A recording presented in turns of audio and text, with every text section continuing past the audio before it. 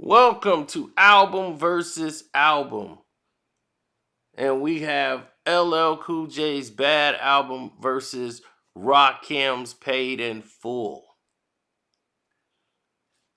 Woo! This is a controversial one because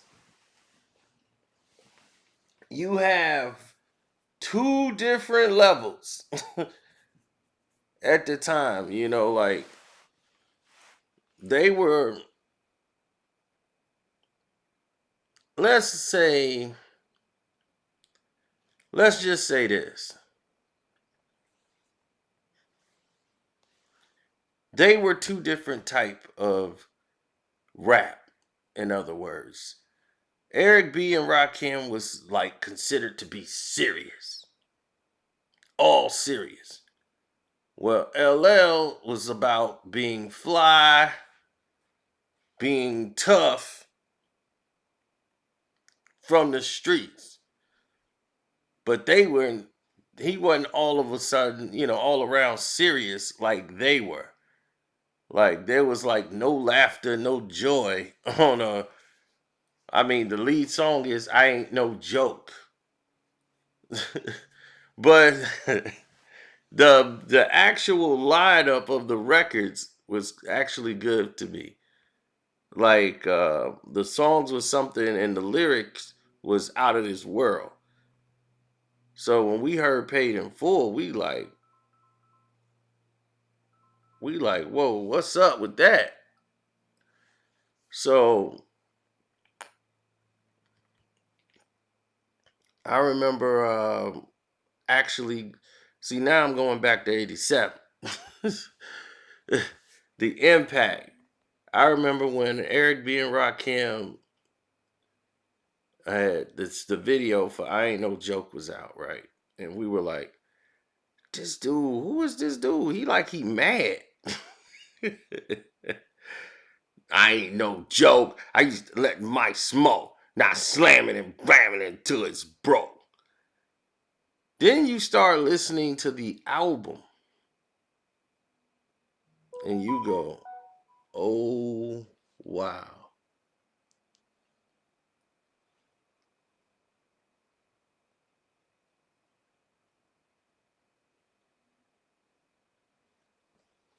So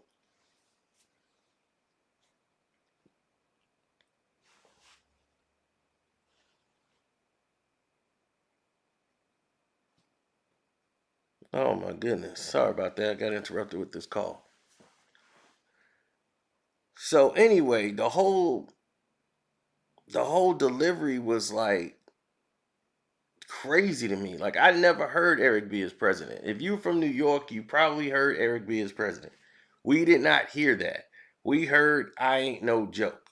And then Move the Crowd was the main one we used to play after that. And then Paid in Full. But the album itself, as great as it was, and you look at my melody, it was it. I used to love listening to this, but it was missing something. Everything on this album was like just sharp, just cut to the chase. This is it. But there's no, can't no chick listen to that. Like that's not gonna be able to. That's some ESPN alert. Let me see what this is about. Can no chick get jiggy with that?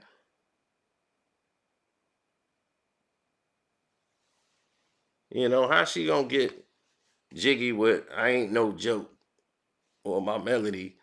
But there's some chicks in New York who was vibing with it, but not a lot of chicks I knew was listening to, Eric B and Rakim. And that was major because you're looking at a situation where it came out like around the 4th of July, the album. So this is the summer album. So people are outside with boom boxes. That's a whole different era. Then you look at the fact that LL came out and it was like a bomb. Like the Bad album was getting compared with not hip hop, Michael Jackson. That's that's how well it was marketed, it was produced and put out. EPMD was like some cool hood stuff with dope lyrics compared to like the Bad album. And people would never understand how huge this album was. The Bad album garnished a whole new market, the love song market. There wasn't hardly any love songs out, and if they were, they weren't good at all. They were borderline trash. So, I mean, it was like they didn't know how to be vulnerable as a rapper, to be vulnerable on a microphone. But the way L did it, it wasn't vulnerable. He made it sound cool. I Need Love was the biggest rap ballad of the times. I Need Love was bumped around in cars. The bass in I Need Love. Nobody played it and thought it was a punk song. They was like, man, that I Need Love, man, that thing be hitting. Do do do do do do do do do do do do do do do do do. So yeah, man, that was crazy.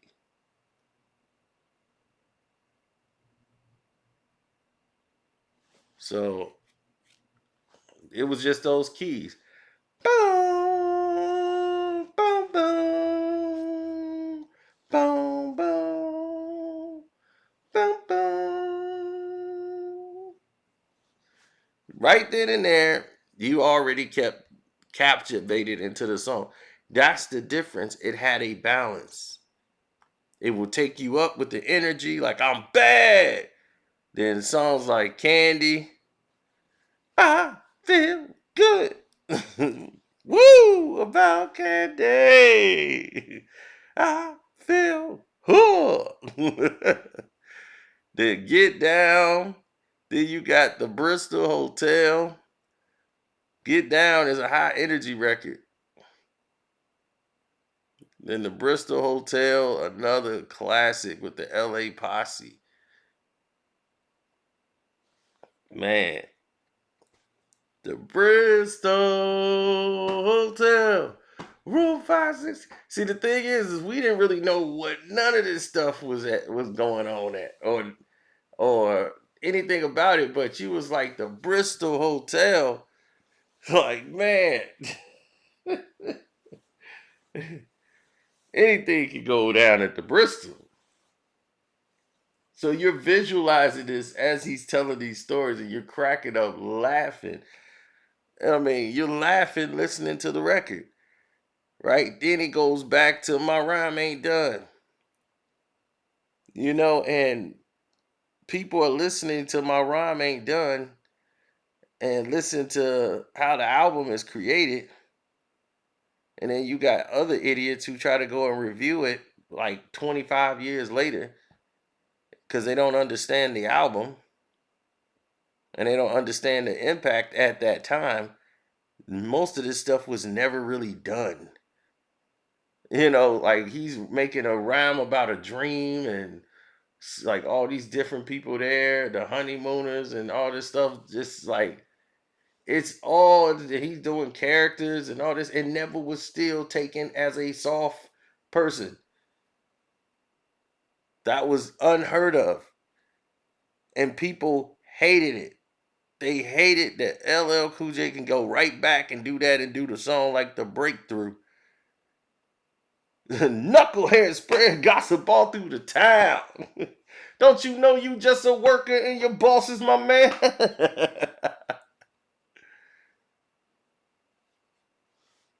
Oh man.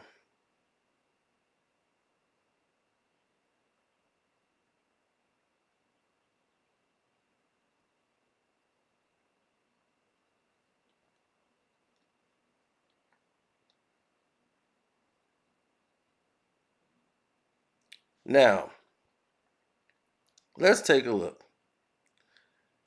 People didn't like it. Like other rappers, they were ticked off because the world was crowning LL Cool J as the greatest rapper of all time based on this one album. Now, they also was mad because they didn't think of it first. They were too scared to do it. And other rappers who were never gonna do it. And now they gonna feel like, man, the record company's gonna be pushing us to make shit like this. We gotta hit LL now. And, yo, I hated LL and I carried a big knife. Oh man. Go cut creator, go. Showed off DJing skills and cutting skills from like Bobcat. Him getting down on the album was like crazy.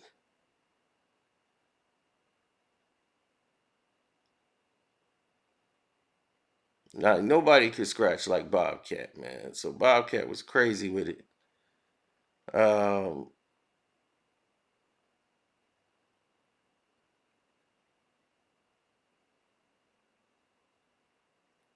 I think they had what the breakthrough. They had somebody else do that, but it always hit. I still go back and play this album. So to me, it's no contest. Paid in full is just not the right energy of a record to go up against LL Cool J Bad. So I'm glad we did this justice live for y'all on the Patreon. It's your boy Carcino saying I'm out.